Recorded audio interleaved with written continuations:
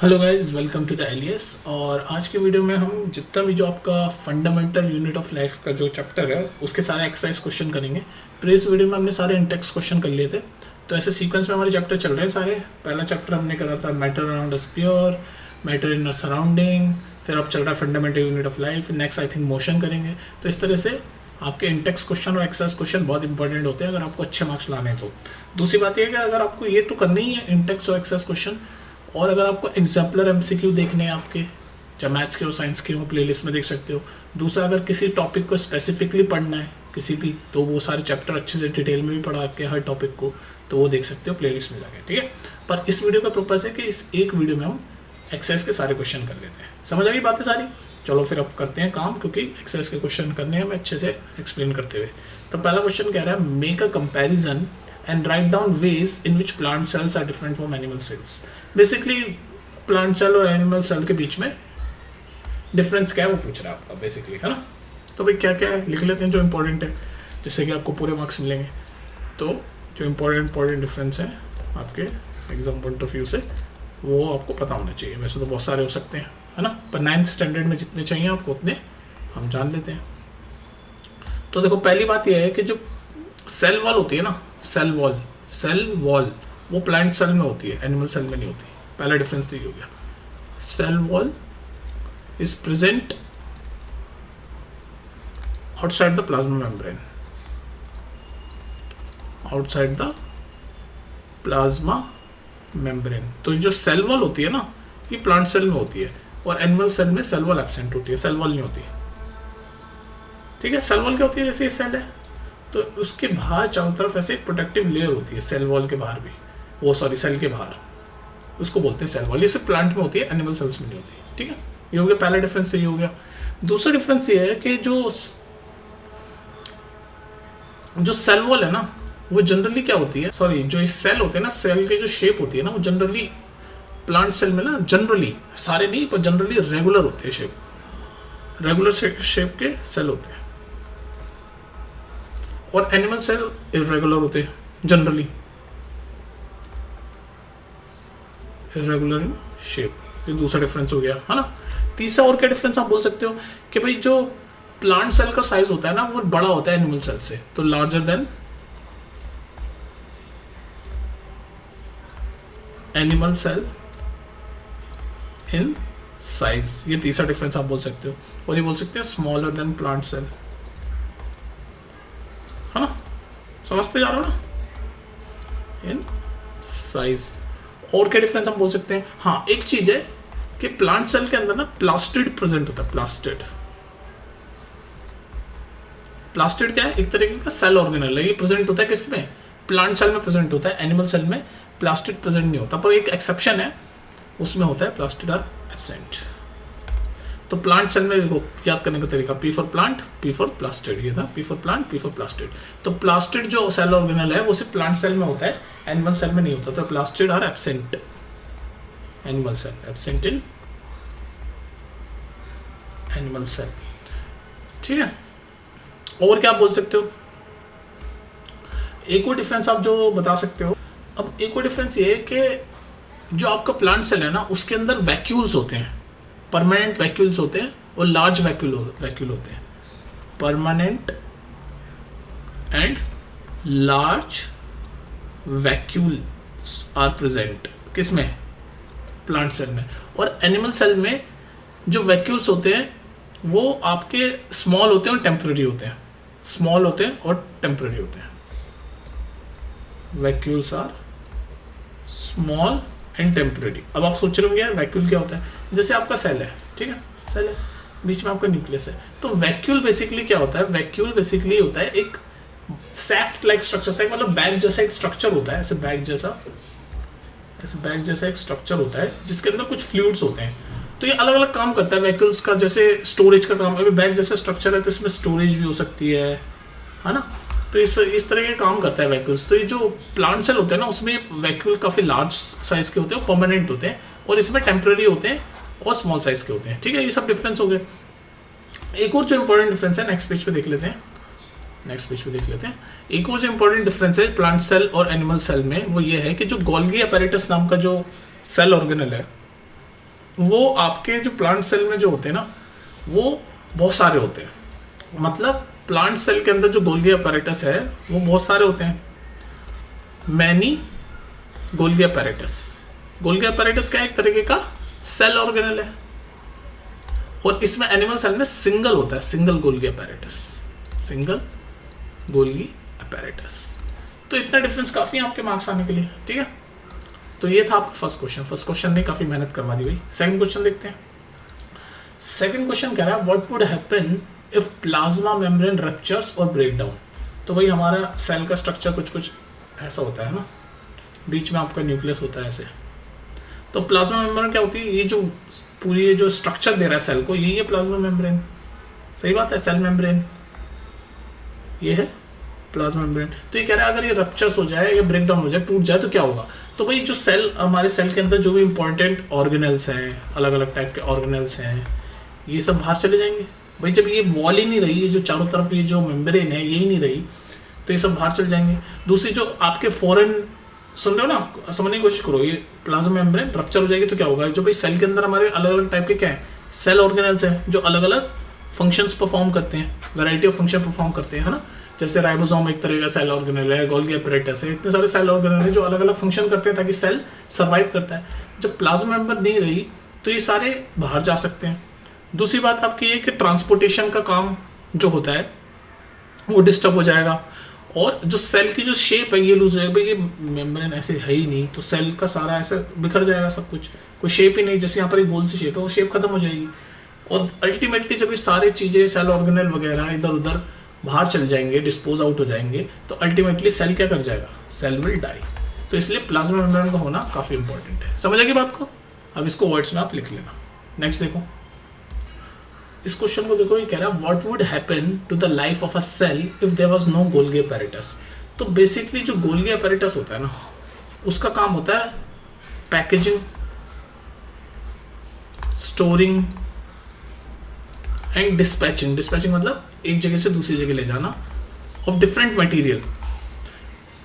Dispatching, packaging, storing and dispatching, ये तीनों काम आपका गोल्गी अपैरेटस करता है। यानी कि जो आपका सेल है, सेल के अंदर कोई चीज़ें, जैसे आपका ऐसा कुछ होता है, गोल्गी अपैरेटस का स्ट्रक्चर ना ऐसा कुछ होता है, तो ये गोल्गी अपैरेटस क्या है? स्टोर करता है चीज़ों को। अब गोल्गी अपैरेटस नहीं रहेगा तो बहुत सारा जो आपका ट्रांसपोर्टेशन, क्योंकि डिस्पैच का काम भी करता है, वो आपका डिस्टर्ब हो जाएगा। पैकेजिंग, स्टोरेज का आपका जो भी प्रोडक्ट है वो डिस्टर्ब हो जाएगा, क्योंकि गोल्गी अपैरेटस का काम ही है। और दूसरा होगा क्या कि भाई अगर जितने भी आपका वेस्ट प्रोडक्ट है सेल के अंदर, वेस्ट प्रोडक्ट है वो इकट्ठा होता जाएगा, क्योंकि गोल्गी अपैरेटस क्या करता था? उन वेस्ट प्रोडक्ट को डिस्पैच करता था, इधर उधर बाहर निकालता था। अब क्या हो गया? वेस्ट प्रोडक्ट इकट्ठा हो जाएगा, और इसकी वजह से क्या होगा? डेथ हो जाएगी पूरे सेल की। तो उस गोल्गी अपैरेटस जो सेल ऑर्गेनल है आपके सेल का, वो बहुत ही important type of cell organelle है। तो जिस भी टाइप, ये अब यहाँ पर स्टोरेज है, तो मान लो प्रोटीन है, ठीक है, या आपके फैट्स हैं, या कुछ भी जो इंपॉर्टेंट मटेरियल है जो एक सेल से दूसरे सेल की तरफ जाते जाते या फिर सेल के ही डिफरेंट पार्ट्स में पहुंचाने हैं, ये काम आपका गोल्गी अपैरेटस करता है। तो अब जब ये गोल्गी अपैरेटस नहीं होगा तो सारा स्टोर हो जाएगा, आपका सारा काम स्टॉक हो जाएगा। मान लो प्रोटीन है, वो दूसरे ऑर्गेनल या दूसरे पार्ट ऑफ द सेल पे भी जानी है, तो वो नहीं जा पाएगी, स्टोर हो जाएगा। दूसरा आपका, मैंने अभी आपको एग्जांपल दिया कि जो डिस्पोज है, वेस्ट मटेरियल है, वो भी आपका डिस्पैच नहीं हो पाएगा, बाहर नहीं जा पाएगा। क्यों? क्योंकि गोल्गी अपैरेटस है ही नहीं। तो स्टोरेज, पैकेजिंग, ट्रांसपोर्टेशन का सारा काम आपका डिस्टर्ब हो जाएगा, और इसकी वजह से सेल की अल्टीमेटली डेथ हो जाएगी। ठीक है, नेक्स्ट देखो।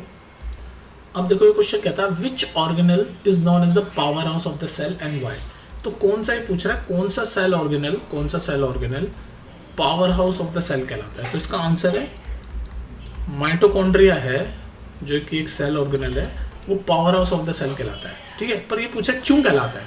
तो देखो ध्यान से समझो, माइटोकॉन्ड्रिया में क्या होता है? ऑक्सीडेटिव एंजाइम्स होते हैं, कुछ एंजाइम्स होते हैं ऑक्सीडेटिव एंजाइम्स माइटोकॉन्ड्रिया के अंदर। अब ये ऑक्सीडेटिव एंजाइम्स क्या करते हैं? ये ऑक्सीडेटिव एंजाइम जो फूड होते हैं ना, उसको ऑक्सीडाइज करते हैं, ऑक्सीडाइज द फूड। पैटर्न समझो, माइटोकॉन्ड्रिया के अंदर क्या होते हैं? ऑक्सीडेटिव एंजाइम्स, और ये ऑक्सीडेटिव एंजाइम करते हैं फूड को ऑक्सीडाइज कर देते हैं, और इस फूड को कन्वर्ट कर देते हैं, किस चीज़ में कन्वर्ट कर देते हैं? ये कन्वर्ट कर देते हैं एटीपी में। एटीपी क्या है? Adenosine triphosphate. तो तो ये जो ऑक्सीडेटिव एंजाइम्स होते हैं फूड को ऑक्सीडाइज कर देते हैं और कन्वर्ट कर देते हैं एटीपी में, और ये जो एटीपी है ना इसको बोलते हैं energy currency, energy currency of the cell. मतलब currency, energy currency of the cell मतलब यहाँ पर ये एनर्जी स्टोर हो गई है ना, एनर्जी। बेसिकली माइटोकॉन्ड्रिया ने क्या किया, एनर्जी बना दी ना। कैसे बनाई एनर्जी, जो इसके अंदर ऑक्सीडेटिव एंजाइम्स है उसने फूड को ऑक्सीडाइज किया और फूड को कन्वर्ट कर दिया इसमें एटीपी में, जो कि एक तरह से एनर्जी ही है। और क्या इसको क्या बोलते हैं एनर्जी को, energy currency of a cell, energy currency. समझ गए, ये जो एटीपी बेसिकली एनर्जी है। अब ये जो एनर्जी है ना, ये एनर्जी हम फर्दर यूज करते हैं to make different chemical compound. इसी एनर्जी को ये जो माइटोकॉन्ड्रिया ने ऑक्सीडेटिव एंजाइम की मदद से जो एनर्जी बनाई एटीपी, जिसको energy currency of the cell भी बोलते हैं, इस एनर्जी को हम ये सेल यूज करता है to make different chemical compound, और अलग अलग टाइप के केमिकल कंपाउंड बनाने में इस एनर्जी को यूज करता है। और फिर ये क्या करते हैं, ये जो केमिकल कंपाउंड बने ये सारे और अलग काम करते हैं, different types of work, different types of work. तो इसीलिए इसको powerhouse of a cell बोला जाता है कि देख लो भाई ये एनर्जी बना रहा है बेसिकली, और इसी एनर्जी से केमिकल कंपाउंड बनते हैं, और वही केमिकल कंपाउंड और भी डिफरेंट टाइप ऑफ वर्क करते हैं। तो आप देख रहे हो ये पूरा एनर्जी का काम और पावर हाउस बेसिकली माइटोकॉन्ड्रिया संभाल रहा है आपका, तो इसीलिए इसको बोलते हैं powerhouse of the cell. ठीक है, नेक्स्ट देख लो। नेक्स्ट क्वेश्चन ये कह रहा है कि where do the lipids and protein constituting the cell membrane get synthesise. Basically पूछ रहा है कि लिपिड जो कि एक तरह का फैट्स होते हैं और प्रोटीन ये कहाँ पर, वेयर डू कहाँ बनती है, कहाँ सिंथेसाइज होती है बेसिकली। और सेल मेम्ब्रेन में भी ये दोनों चीज़, सेल मेम्ब्रेन होती है ना, जैसे सेल है बीच में न्यूक्लियस है, तो ये जो सेल है, ये जो स्ट्रक्चर दे रही है सेल को, ये इसको बोलते हैं सेल मेम्ब्रेन या फिर प्लाज्मा मेम्ब्रेन। इस सेल मेम्ब्रेन के बनने में भी ये लिपिड यानी कि फैट और प्रोटीन चाहिए होता है। तो ये कहाँ बनता है, बेसिकली यही कह रहा है। आसान भाषा में ये पूछा लिपिड और प्रोटीन कहाँ बनती है, तो बिल्कुल आसान भाषा में जैसे इसने नाम पूछा है, तो नाम ये है, इसका आंसर ये है कि एंडोप्लाज्मिक रेटिकुलम होते हैं वो दो तरीके के होते हैं। एक होता है स्मूथ एंडोप्लाज्मिक रेटिकुलम, एक होता है रफ एंडोप्लाज्मिक रेटिकुलम। दो तरीके के एंडोप्लाज्मिक रेटिकुलम होते हैं। तो जो लिपिड है, लिपिड यानी कि फैट, वो बनता है स्मूथ एंडोप्लाज्मिक रेटिकुलम में, और आपका ये प्रोटीन जो है वो बनता है रफ एंडोप्लाज्मिक रेटिकुलम में। ये आपको याद होना चाहिए, ठीक है। कुछ बच्चे सोच रहे होंगे यार प्रोटीन तो राइबोसोम्स में बनती है। हाँ बिल्कुल सही है। तो ये जो राइबोसोम है ना, ये अटैच्ड होता है किससे, रफ एंडोप्लाज्मिक रेटिकुलम से, ठीक है। तो याद रखना, कई बार ऐसे भी पूछ लेता है कि प्रोटीन कौन सिंथेसाइज करता है, तो उसका आंसर राइबोसोम होता है। पर यहाँ पर ये जो राइबोसोम है ना, बेसिकली रफ एंडोप्लाज्मिक रेटिकुलम पे अटैच होता है, ठीक है। तो आंसर मिल गया आपको कि endoplasmic, smooth endoplasmic reticulum lipid बनाता है, सिंथेसाइज करता है, और रफ एंडोप्लाज्मिक रेटिकुलम राइबोसोम की मदद से प्रोटीन बनाता है, और राइबोसोम जो होता है वो अटैच होता है रफ एंडोप्लाज्मिक रेटिकुलम पे, ठीक है। नेक्स्ट, अब बेसिकली ये क्वेश्चन कह रहा है how does amoeba obtain its food. तो अमीबा अपना फूड कैसे लेता है ये पूछ रहा है। तो देख लो, अमीबा ना ऐसे स्ट्रक्चर होता है, मान लो ऐसे नॉर्मल स्ट्रक्चर है, ये अमीबा है, ठीक है। समझने की कोशिश करो, ये अमीबा है, और मान लो यहाँ पर कोई ऐसे फूड रखा हुआ है, ये फूड रखा हुआ है। तो अमीबा क्या करेगा, अमीबा की ये जो मेम्ब्रेन है, प्लाज्मा मेम्ब्रेन, ये बहुत क्या होती है, फ्लेक्सिबल होती है। तो इसको ये कैसे कन्वर्ट कर देगा, ये फूड के चारों तरफ इसको घेर लेगा, अपनी मेम्ब्रेन को फूड के चारों तरफ बना लेगा, ऐसा स्ट्रक्चर बना लेगा। जैसे मान लो ये स्ट्रक्चर में यहाँ बना रहा हूँ नीचे, कैसे, ये है, फिर ऐसे। तो देख रहे हो आप, ये फूड यहाँ था ना, ये फूड के इसने अंदर ले लिया फूड, ऐसे स्ट्रक्चर है ना। फिर नेक्स्ट पार्ट में क्या करेगा, नेक्स्ट पार्ट में ऐसे बन जाएगा, फूड धीरे धीरे अंदर ले लेगा पूरा, ऐसे। अब ये इसने फूड ये यहाँ से अंदर ले लिया पूरा, ऐसे अंदर आ गया, ठीक है। और ये आपकी फूड अंदर आ गया। तो ये जो बनता है ना, ये ऐसे, इसको बोलते हैं सूडोपोडिया। और ये जो प्रोसेस होता है ना, injection of food in amoeba is called endocytosis. तो कोई पूछे ना कि अमीबा ऑब्टेन कैसे फूड करता है, तो बोल दो by the process of endocytosis. और मैंने आपको दिखा दिया, ऐसे पहले फूड के चारों तरफ ऐसे ये फिंगर लाइक स्ट्रक्चर बनाता है, ऐसे फिंगर लाइक स्ट्रक्चर घेर लिया फूड को, फिर अंदर ले लेगा, और फिर इसी तरह से आपका अंदर लेने मतलब इनगल्फ कर लेगा फूड को। और ये जो पूरा प्रोसेस है इंजेक्शन मतलब अंदर डालने का फूड को, इसको हम बोलते हैं endocytosis in case of amoeba. Next देख लो। चलिए क्वेश्चन नंबर 7 का कह रहा है व्हाट इज ऑस्मोसिस। तो सीधे सीधे ऑस्मोसिस क्या है वो पूछ रहा है। तो ऑस्मोसिस एक प्रोसेस है जिसमें डिफ्यूजन ऑफ वाटर होता है। तो हम बोल सकते हैं it is a process of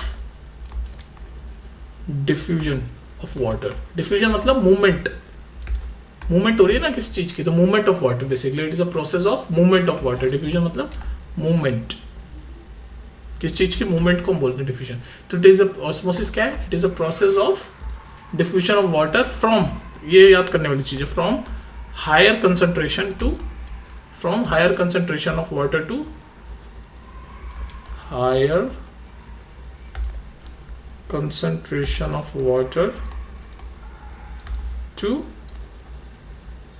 lower concentration of, ये शॉर्ट में लिख दिया मैंने, concentration of water through what, through semi permeable membrane, through semi permeable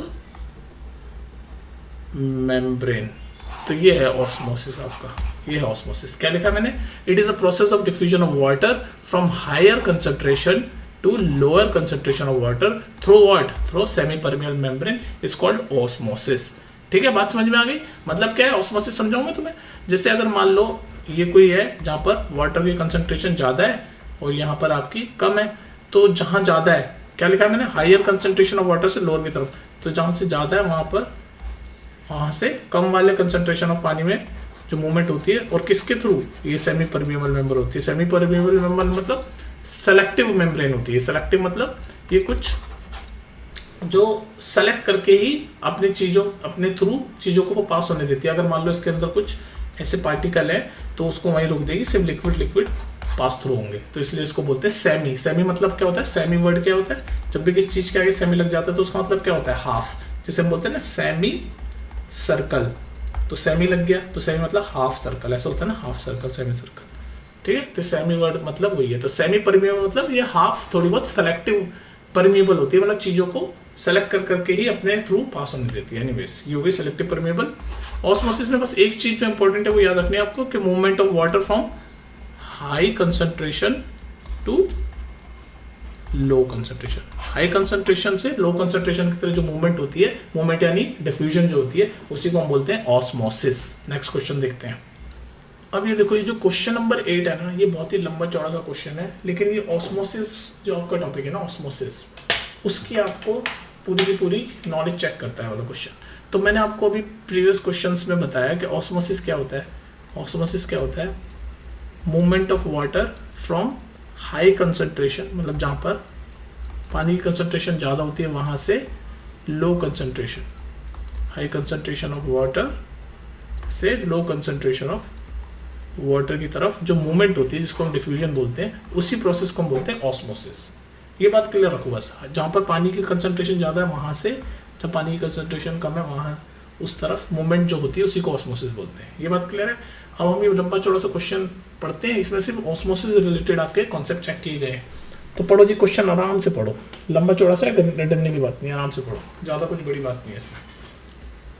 question आपका कह रहा है ये कि भाई एक एक्सपेरिमेंट किया इन्होंने, ऑस्मोसिस एक्सपेरिमेंट लिखा हुआ है ना, एक ऑस्मोसिस एक्सपेरिमेंट किया। उस एक्सपेरिमेंट में इन्होंने 4 आधे आधे आलू लिए, हाफ छिले हुए 4 आलू लिए, ठीक है, ऐसे आलू हाफ वाले, ऐसे आलू लिए 4, ठीक है, 4 आलू हाफ, ऐसे एक आलू, दूसरा, तीसरा और ये चौथा, ऐसे 4 आलू लिए हाफ, आधे आधे आलू, है ना, 4 आलू लिए। और उनमें से जो एक आलू है वो बॉइल्ड है, ये वाला जो बॉइल्ड वाला है उसको मैं ऐसे कर देता हूँ समझाने के लिए, ये वाला बॉइल्ड है। और ये 4 आलू है छिले हुए, ध्यान रखना छिले हुए, पील्ड है, ठीक है। तो ये 4 आलू है, उसमें से एक आलू छिला, मतलब ऐसे कप जैसी शेप के हो गए आलू, है ना, ये बॉइल्ड है, ये जो मैंने डिजाइन बना रखी है वाला बॉइल्ड है। तो ये आधे आधे 4 आलू हैं, ठीक है जी। उसके बाद इनको रखा हुआ है एक ऐसे मान लो कंटेनर में जिसमें है पानी, ऐसे जिसमें है पानी। क्वेश्चन समझ आ रहा है या फिर मैं नेक्स्ट पेज पे समझाऊं, यहीं पर ही आ रहा है ना समझ। तो वही क्या है, 4 आलू ऐसे रखे हुए, ये पहला आलू, दूसरा, तीसरा और ये डिजाइन वाला चौथा जो कि बॉइल्ड है, ठीक है। बॉइल्ड आलू, ऐसे आधे आधे 4 आलू है और ये पानी में रखे हुए हैं, ये कह रहा है कंटेनिंग वाटर। अब क्या क्या रखा है नेक्स्ट, और इन आलू को नाम दे दिए, वैसे मैंने 1 2 3 4 लिख दिया ना, इन्होंने नाम दे रखा है A B C और D, तो कोई नहीं A B C D लिख लो। मैं दोबारा से बनाता हूँ आपको क्लियरली, अच्छे से समझाता हूँ। अब बुक खोल के बैठो, मैं क्वेश्चन आपको पढ़ के समझा रहा हूँ, ठीक है, मैं समझा रहा हूँ आपको, बुक खोल के बैठो। तो ये बेसिकली कह रहा है कि ऐसे एक कोई पानी का कंटेनर है, आसान भाषा में, है ना, ऐसे क्वेश्चन समझा रहा हूँ मैं तुम्हें। उसमें 4 आधे आधे आलू रखे हुए हैं, 4 आधे आधे आलू, ऐसे ये पहला आलू, ये दूसरा आलू, है ना, ये तीसरा आलू और ये चौथा आलू जो कि बॉइल्ड है। तो इसको बॉइल्ड पहचानने के लिए ऐसे मैंने डिज़ाइन बना दी और इनके नाम दे दिए, इन्होंने आलू के नाम दे दिए। क्या नाम दिए, A B C और ये D, ठीक है। और ये किसके अंदर है, ऐसे पानी के अंदर, पानी के अंदर रखे हुए हैं चारों आलू, ठीक है। ये क्वेश्चन है। अब इन्होंने क्या रखा है कि जो ये A है ये खाली है, बस ऐसी खाली आधा कटा हुआ आलू, ऐसे आधा कटा हुआ आलू, बीच में से होलो, ऐसे बीच में से होलो कर दिया, मतलब इसमें से गायब करके सिर्फ कटोरी जैसी शेप बना के खाली है, ये क्या रखा है। फिर क्या रखा है, जो B है उसके अंदर हमने ऐसे चारों ही आलू ऐसे खाली, मतलब खोद के उनको ऐसे कटोरी जैसी शेप बना रखी है उनके, विजुलाइज करो, ऐसे आधे आलू, उनमें से सारा सामान ऐसे बाहर निकाल के ऐसे कटोरी ऐसे बना दिया आलू, ऐसी 4 आलू रखे हुए, उनका नाम दे दिया ABCD। तो जो A है वो तो ऐसे खाली रखा हुआ है पानी के अंदर, जो B है उसके अंदर इन्होंने क्या डाल दिया, B के अंदर इन्होंने शुगर डाल दी, तो मैं लिख देता हूँ, इसमें इन्होंने डाल दी शुगर, B के अंदर शुगर डाल दी, B आलू जो है उसके अंदर शुगर डाल दी। C के अंदर क्या डाला, C के अंदर इन्होंने सॉल्ट डाल दिया, क्वेश्चन समझा रहा हूँ तुम्हें मैं। और D के अंदर क्या डाला, D के अंदर भी ये क्या बॉइल्ड वाला है, और D के अंदर क्या डाला, D के अंदर भी इन्होंने शुगर डाल दी। तो ये पूरा क्वेश्चन है आपका। अब क्या रहा है, ये आपको कंडीशन समझ आ गई। अब इस बेसिस पे ऐसे इसने 3 क्वेश्चन दे रखे हैं, जिसमें से पहला ये रहा और हमें आंसर बताना उनका क्या होगा, ठीक है। क्वेश्चन समझ आ गया, 4 आलू आधे कटे कटे, उनको होलो कर दिया, बीच सारा अंदर से सामान निकाल के कटोरी जैसा बना दिया, और ABCD उनको नाम दे दी। जो पहला आलू है वो पूरा खाली है, जो दूसरा आलू है B जिसका नाम है उसमें शुगर डाल दिया, तीसरा आलू जो C नाम है उसमें सॉल्ट डाल दिया, और चौथा आलू जो बॉइल्ड है उसके अंदर भी शुगर डाल दिया, और वो पानी के अंदर है। अब पहला क्वेश्चन हमारा क्या कह रहा है वो पढ़ते हैं। पहला क्वेश्चन कह रहा है explain why water gather in the होलोड portion of B and C। तो कह रहा है कि जो आलू B है और आलू C है इसके अंदर पानी गैदर हो गया, पानी जमा हो गया इसके अंदर B और C के अंदर, तो क्यों हुआ ये पूछ रहा वाई। तो सीधे सीधे ये ऑस्मोसिस की वजह से इसका आंसर है बिकॉज ऑफ ऑस्मोसिस। ये जो फर्स्ट पार्ट है इसका आंसर है बिकॉज ऑफ ऑस्मोसिस, क्योंकि B और C में क्या है, शुगर और सॉल्ट है, तो इनके अंदर शुगर है और सॉल्ट है, तो हाई कंसंट्रेशन किसमें है, बाहर पानी की हाई कंसंट्रेशन है और अंदर लो कंसंट्रेशन है, क्योंकि सॉल्ट और शुगर आ गए इसलिए पानी की कंसंट्रेशन कम हो गई। तो इसका मतलब हमें पता है ऑस्मोसिस में क्या होता है, हाई कंसंट्रेशन से लो कंसंट्रेशन की तरफ पानी बहता है, तो हाई कंसंट्रेशन से लो कंसंट्रेशन की तरफ पानी बहेगा, तो B और C में ऐसे पानी जमा हो जाएगा। बस इसीलिए एक्सप्लेन कर दिया हमने। ये पूछा था ना कि क्यों Y water gathers in the होलोड, जो खाली जो कटोरी जैसा पोर्शन है B और C का, उसमें पानी क्यों जम गया, तो B और C में पानी इसलिए जम गया बिकॉज ऑफ ऑस्मोसिस, क्योंकि ऑस्मोसिस में पानी जो है वो हाई कंसंट्रेशन से लो कंसंट्रेशन की तरफ मूव होता है, तो पानी बाहर हाई कंसंट्रेशन है और अंदर सॉल्ट और शुगर डाल रखा B और C में, तो इसलिए लो कंसंट्रेशन है, तो हाई कंसंट्रेशन पानी लो कंसंट्रेशन, यानी कि इनमें दोनों में B और C में आलू में पानी जम जाएगा, पानी गैदर हो जाएगा, ठीक है। तो इसका आंसर है, एक्सप्लेन करने के लिए बोल रहा तो हमने बोल दिया बिकॉज ऑफ ऑस्मोसिस, ठीक है। तो ये पहला क्वेश्चन हो गया जी। अब आ जाओ सेकंड क्वेश्चन, यही कंडीशन चलेगी ABCD आलू की। और सेकंड क्वेश्चन क्या कह रहा है वो भी देख लो, इसी का सेकंड क्वेश्चन वही कंडीशन है, वापस से बनाऊं क्या आलू, उसी को विजुलाइज कर लेना आप, है ना। तो ये कह रहा है इसमें जो A है वो क्या नेसेसरी था एक्सपेरिमेंट के लिए, ये जो 4 थे आपके उसमें से एक A है, उसमें तो कुछ नहीं है, तो वो नेसेसरी था एक्सपेरिमेंट के लिए। तो हाँ वो नेसेसरी था एक्सपेरिमेंट के लिए, वो इसलिए नेसेसरी था एक्सपेरिमेंट के लिए क्योंकि हम उसको एज अ रेफरेंस ले सकते हैं, जो भी हम ये एक्सपेरिमेंट कर रहे हैं 4 आलू पे, उसको हम एज अ रेफरेंस ले सकते हैं। So it is necessary for a reference point of view, reference point of view से वो नेसेसरी है, इसलिए हमने उसको ले रखा है, ठीक है। तो सेकंड का आंसर क्या है कि भाई जो पोटैटो A है, ये जो पोटैटो A है ये इसकी बात कर रहा है, ये कंफ्यूज मत होना, ये जो पोटैटो A है ये बस ऐसे ही रखा हुआ है इसके अंदर, जैसे बी में तो शुगर डाल रखी थी, सी में सॉल्ट डाल रखा था, डी में भी शुगर डाल रखी थी और डी वाला आलू बॉइल्ड भी है, ए में तो कुछ नहीं डाला हुआ। तो ये इसलिए पूछ रहा है कि जो ए है वो क्या जरूरी था इस एक्सपेरिमेंट के लिए? तो हाँ बिल्कुल जरूरी था, ताकि हमें पता चले कि भाई ए कैसे रिएक्ट कर रहा है पानी के अंदर है तो, और उसी के रेफरेंस में बी और सी और डी कैसे रिएक्ट कर रहे हैं जिनके अंदर शुगर और सॉल्ट वगैरह डली हुई है। तो रेफरेंस पॉइंट ऑफ व्यू के लिए ये जो ए है ये नेसेसरी है। ठीक है, थर्ड क्वेश्चन देखो जी, अब इसी का थर्ड क्वेश्चन कह रहा है कि एक्सप्लेन करो why water does not gather in the A and D, मतलब ए और डी में पानी क्यों नहीं गैदर हुआ, ये बोल रहा है। कह रहा है देखो हमने अभी प्रूव किया इस वाले फर्स्ट क्वेश्चन में कि बी और सी में पानी भर गया था क्योंकि ऑस्मोसिस की वजह से। तो ये कह रहा है ए और डी में पानी क्यों नहीं भरा, ए और डी में पानी क्यों नहीं भरा। तो पहले हम ए का बताते हैं। ए में तो पानी इसलिए नहीं भरा क्योंकि ए में जो कंसंट्रेशन है उसका डिफरेंस नहीं है, क्योंकि ए के अंदर कुछ आपका ऐसा पार्टिकल नहीं डाला कि जिससे कि पानी की कंसंट्रेशन लो माने हम। जैसे इसमें शुगर था, सॉल्ट था, तो हमने कहते हैं कि कंसंट्रेशन लो है, तो इसलिए बाहर की कंसंट्रेशन हाई थी, तो हाई से लो की तरफ पानी मूव कर गया। लेकिन ए में तो अंदर कुछ है ही नहीं, तो यानी कि इसकी कंसंट्रेशन सेम ही रहेगी, कोई कंसंट्रेशन का डिफरेंस नहीं होगा। और ऑस्मोसिस कब होता है? जब कुछ कंसंट्रेशन का डिफरेंस हो, मतलब हाई से लो जाना पड़ता है ना उसको, तो हाई या लो का कोई डिफरेंस तो होना चाहिए ना। यहाँ पर कोई डिफरेंस ही नहीं है, जो कंसंट्रेशन एक ही है वही बाहर पानी की भी है, तो इसलिए नो कंसंट्रेशन डिफरेंस, इसका आंसर है no concentration difference, that's why no osmosis. तो कोई कंसंट्रेशन का डिफरेंस नहीं है ए वाले आलू में, इसलिए कोई ऑस्मोसिस नहीं हो रहा, और ऑस्मोसिस नहीं हो रहा तो इसीलिए पानी नहीं भर रहा। वही पूछ रहा है ना ए और डी में पानी क्यों नहीं है, तो ए का तो बता दिया क्योंकि ए में कोई कंसंट्रेशन का डिफरेंस नहीं है, इसलिए कोई पानी का भाव नहीं है और इसीलिए ऑस्मोसिस भी नहीं हो रहा है। अब डी में पूछ रहा है, भाई डी में तो शुगर डली हुई है, तो यानी कंसंट्रेशन का डिफरेंस हो गया, तो फिर डी में क्यों नहीं पानी बहा, ये पूछ रहा है। वो पूछ रहा था ना ए और डी में, तो ए का तो बता दिया क्योंकि ए में तो कोई कंसंट्रेशन का डिफरेंस नहीं है, क्योंकि उसके अंदर कुछ है नहीं, ना सॉल्ट है ना शुगर है। डी में ही पूछ रहा है, डी में तो शुगर है, तो उसमें क्यों नहीं पानी भरा, तो डी में पानी इसलिए नहीं भरा क्योंकि डी था बॉइल्ड, ये मैंने डिजाइन बनाई थी ना, तो जो बॉइल्ड था ना, इस बॉइल्ड ने क्या किया, जो सेमी परमिएबल मेम्ब्रेन है ना, हमारे ऑस्मोसिस होने के लिए सेमी परमिएबल मेम्ब्रेन है। आलू क्या है, आलू की जो परत है, जो आलू की परत है, लेयर है जिसमें ऐसे पानी जा रहा है, तो ये जो लेयर है आलू की, इस लेयर को सेमी परमिएबल मेम्ब्रेन हम मान रहे थे।